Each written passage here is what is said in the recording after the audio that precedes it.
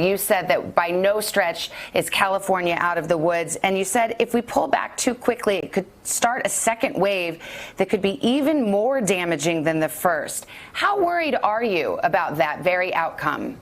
I'm worried we can erase all the gains in a very short period of time. We've made so much progress, and we just don't want to run the 90-yard dash. You saw the images. A couple of our beaches, 100 beaches in California, were clear, but there were a couple beaches in California over the weekend that just highlighted a shift in behavior over a short period of time that is a real concern and point of caution.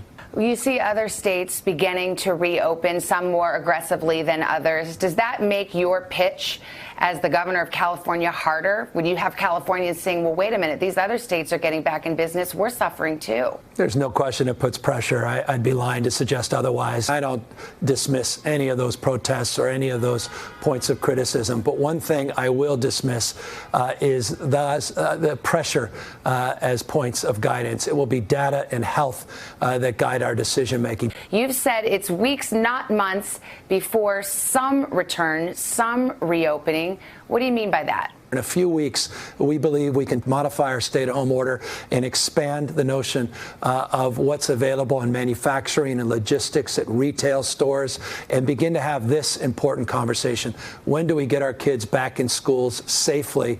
And one of the things we socialized, the idea of starting the next school year earlier in the state of California to address the issue of learning loss. That's going to be music to a lot of parents' ears, the notion that their kids could go back to school at all. I think many parents, such as myself, we fear that they're going to tell us there is no school next year. And you're saying potentially kids can go back and maybe even earlier? Well, we're hopeful. And again, the data will make that determination for us. It's not back to normal. It's modified. That means potentially staggering school times for different cohorts of kids. It means the recess period being radically modified. It means the cafeteria being shut down and people getting food around their desks, deep sanitation, ventilation strategy. So it's very difficult.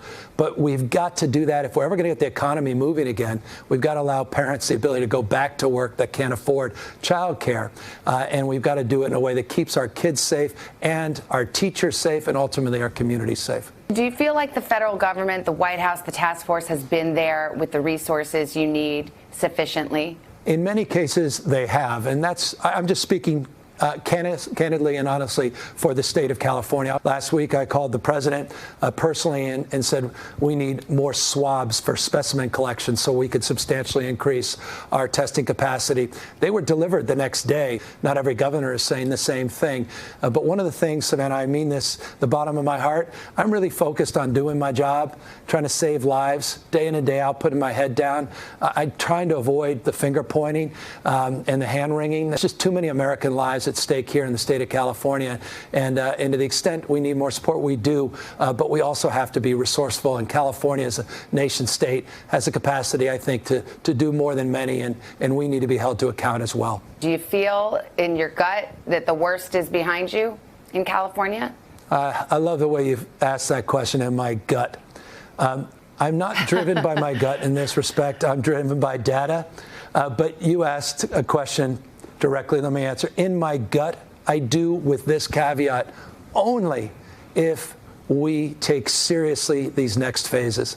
If people just assume, like they did down in Newport Beach over the weekend, that the virus is going to take the weekend off or maybe go on summer vacation, then we're in real trouble with a potential second wave that erases all the progress and potentially puts literally tens of thousands of lives at risk. And so we do, I think, have to be cautious, and data will drive our decision making.